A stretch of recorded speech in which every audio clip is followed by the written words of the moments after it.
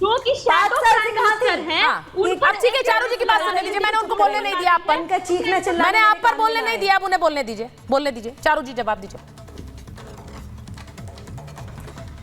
सबसे पहले तो ये चुल्लू भर में पानी ले और उसमें डूब मरे, क्योंकि ये जो पिछला हादसा भी बता रही है 5 साल पुराना है। पहले जिस तरीके की बातें आप आज टीवी पे कर रही हैं अपनी खुद की राजनीतिक रोटियां सेकने के लिए, आपको शर्म आनी चाहिए। हमारे देश के जवान शहीद हुए उस इंसिडेंट में, ठीक है, और उसका बदला हमने जोर शोर से लिया है, जितना हमसे बन पड़ा हमने किया। आप जिन सरकारों का सपोर्ट करती थी ना, चिट्ठियां लिखा करते थे, वो चिट्ठियां लिखा करते थे जब हमारे देश के ऊपर आक्रमण होता था, चिट्ठी लिखते थे। कसाब आया था, क्या किया था यूपीए की सरकार ने? अच्छा, लेकिन आप एक चीज देखिए सुचारिता जी, इन तीनों की बातें मैं आपको बताना चाहती हूँ। अनुराग भदौरिया जी से आपने साफ सवाल पूछा, क्या सपा और कांग्रेस एक साथ है? उन्होंने जवाब नहीं दिया, यहाँ वहां में घुमा दिया। आपने सीधा सवाल अजय वर्मा जी से पूछा कि एफडीएलएपी की उपाध्यक्ष क्या सोनिया गांधी है? उन्होंने हाँ ना का कुछ भी जवाब नहीं दिया, इधर से उधर घुमा दिया। और ये आपकी लेटेस्ट आरजेडी की प्रवक्ता, इनको तो मैं क्या ही बोलूं, मतलब इस देश में ये रह रही है, इनका सौभाग्य, और फिर ऐसी बातें करती हैं। मुद्दे पर इनमें से कोई भी कुछ भी बोलना चाहता ही नहीं है, क्योंकि सच्चाई है, इनके पास जवाब नहीं है। जो आज कह रहे हैं कि सोरोस किसी के इमेजिनेशन का हिस्सा है, मैं उनसे पूछना चाहती हूं, उनके खुद के पार्टी के नेता शशि थरूर ने कहा सोरोस हमारा दोस्त है, उसके ऊपर टिप्पणी करी है ना। अजय जी बताइए, शशि थरूर ने तो इंटरव्यू देके कहा है ना कि जॉर्ज सोरोस हमारा दोस्त है, भूल गए आप? ऐसा कैसे होता है कि जॉर्ज सोरोस के उठाए हुए हर एक मुद्दे के ऊपर और उनके केवल उठाए जाने के बाद उस मुद्दे के ऊपर आप संसद में हंगामा करते हो? एक एक करके मैं आपको कितने भी इंस्टेंसेस गिना दूं, चाहे वो कोवैक्सीन की बात हो, देश की गरिमा को हर बार नीचे गिराने की बात हो, जैसे ही सोरोस आपको बोलता है आप जवाब देते हो। आप पहले शशि थरूर के बयान के ऊपर कोई संजय जी के पास जाना है एक बार मुझे, वो ठंड में बाहर बैठे हुए हैं, देखिए बहुत माफी के साथ आ रही हूँ। रुक जाइए, एक मिनट संजय जी के पास जा रही हूँ। अडानी जी बचे, मैं आ रही हूँ।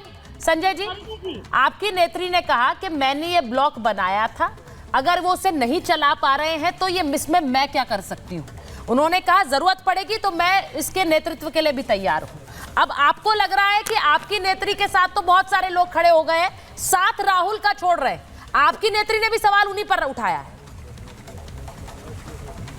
संजय जी देखिए, अनरप्टेड हमको बोलने दीजिएगा प्लीज, जी बोलिए, मत टूकिएगा। बोलिए। देखिए, हम इस पॉलिटिक्स नहीं करते हैं जो आप दिल्ली में आप कनॉट प्लेस में एयर इंडिया से रीगल तक देखिएगा, भूटिया लोग जो भूटान से आते हैं सर्दी का मौसम में स्वेटर बेचते हैं, और फिर जैसे भी फरवरी होता है वो लोग चला जाता है, फिर गर्मी आता है तो कॉटन की जरूरत पड़ता है, ध्यान नहीं रहता है, फिर बरसात आता है तो छतरी का जरूरत पड़ता है, जरूरत में हम इस ढंग से राजनीति करते हैं। स्वेटर के साथ में भी राजनीति रहेंगे, कॉटन को साथ में भी रहेंगे, अम्ब्रेला को साथ में भी रहेंगे, सबों को साथ में हमको रह के राजनीति करना है।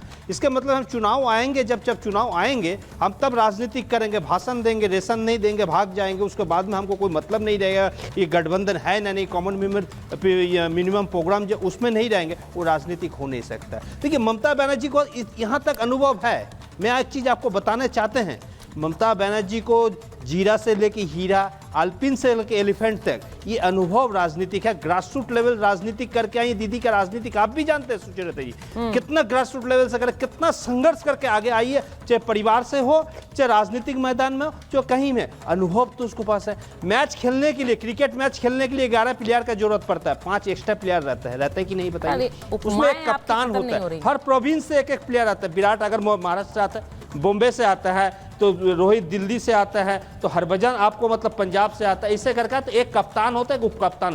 कप्तान अगर काबिल नहीं होगा तो मैच हारना निश्चित हो जाता है। तो मतलब कौन था कप्तान जिसे काबिल नहीं, जो काबिल नहीं था? है ही नहीं है। कौन सा नाकाबिल कप्तान कौन सा था भाई? राहुल गांधी। आपको क्या देखिए, आप एक गठबंधन बनाया है, आप एक कप्तान का जरूरत है। अगर कप्तान मैदान में मैच कर रहा है, बॉल कर रहा है, वाइड कर रहे हैं, ठीक है, अब फिर बॉल कर रहा है तो लॉन्ग उनको ऊपर से 6 मार दे रहा है, फिर क्या मतलब जब आप फील्डिंग करने जाते गली में आप कैच दे रहा है, बीजेपी 6 मार रही है क्या? बीजेपी 6 मार रही है और दूसरी साइड में जो कैप्टन है वो संभाल नहीं पा रहा है, टीम को हरा रहा है। आपने उपाय बड़ी दी, आपने टोपी से शुरुआत की, छतरी पर आ गए, उसके बाद आप ठंड की बात कर रहे हैं, बहुत सारी उपाय आप दे रहे हैं। नहीं, एक मिनट, अब उस जिस ठंड में आप बैठे हुए हैं, नहीं, आपके पीछे मुझे राष्ट्रपति भवन भी नजर आ रहा है, मैं सिर्फ ये पूछूंगी कि ये आपने जो बात कही है ये टीएमसी के नेता खुलकर कह रहे हैं। अनुराग जी, जो टीएमसी के नेता हैं, सांसद हैं, वो कह रहे हैं स्ट्राइक रेट देख लो कांग्रेस का 10% है, हमारा 70% है। वही आपके नेता कह रहे हैं कि भाई वो हारते जा रहे हैं चुनाव दर चुनाव। बोल दीजिए। मेरा सवाल सिर्फ ये है कि ऐसे समय में ये सोरोस वाले आरोप और भारी पड़ेंगे राहुल गांधी और कांग्रेस पर। अनुराग जी, लिखा हुआ एजेंडा है। देखिए, मैंने पहले सुचाता जी बोला था आपको, सुचाता जी मैंने पहले आपको बोला था संजय जी एक मिनट, इंडिया गठबंधन मजबूत दलों का है, सबको अपनी अपनी बात कहने का पूरा अधिकार है। ठीक है, सब अपनी अपनी बात कहेंगे, जिसकी जो कमी है वो भी गिनाएंगे, जिसकी जो अच्छा है वो भी गिनाएंगे। ये हम कह सकते हैं आपस में, लेकिन क्या एनडीए गठबंधन में ऐसी बातें हो सकती है? नहीं हो सकती। आप देखिए इंडिया गठबंधन में कितना लोकतंत्र है, लोकतांत्रिक तरीके से लोग अपनी बात कह रहे हैं ना। अगर किसी को किसी पे किसी की शिकायत हो तो अपनी शिकायत खुल के कर रहे हैं। आप अडानी वाले विरोध प्रदर्शन में साथ क्यों नहीं खड़े हुए? शिकायत सुनी जा रही है, लेकिन सुन तो लीजिए, आप उस प्रदर्शन में साथ क्यों नहीं खड़े हुए? आपके नेता ने कहा ये मुद्दा नहीं है हमारा। अरे मेरी बात तो सुन लीजिए, मैं कह रहा हूं, बोलिए, मेरी बात सुन लीजिए जो मैं आपसे कह रहा हूं। मैंने आपसे क्या बोला? यहाँ पे सभी दलों को अपनी अपनी बात कहने का अधिकार है, खुले मन से अपनी बात कहते हैं। इसी को कहते हैं लोकतंत्र का गठबंधन है। लोकतांत्रिक गठबंधन की तरह इंडिया गठबंधन काम कर रहा है, लेकिन उसको अगर भारतीय जनता पार्टी के लड़ गए, देखो आपस में लड़ाई हो गई, आओ आओ आओ लड़ाई हो गई, इसी पे आनंद लेते हैं, मौज लेते हैं, चलो अब मुद्दे भटकाओ, इंडिया गठबंधन में झगड़ा, इंडिया गठबंधन में फूट, फलाना नेता, ये नेता, वो फलाना, उठाओ मुद्दा उठाओ, टीवी पे डिबेट चलाओ, सुबह से लेकर शाम तक चलाओ, इंडिया गठबंधन में फूट। बेचारा किसान कोई और नहीं दे रहा, आप ही के नेता बयान दे रहे हैं, ममता बनर्जी बयान दे रही है, शरद पवार बयान दे रहे हैं, किसी और को कुछ करने की जरूरत नहीं है। गारंटी मांग रहा है। उधर बांग्लादेश में हिंदू भाई इंतजार करे, भैया कुछ हमारा भाई हमें भी बचाओ, हमारे साथ अन्याय हो रहा है, भैया कुछ करो।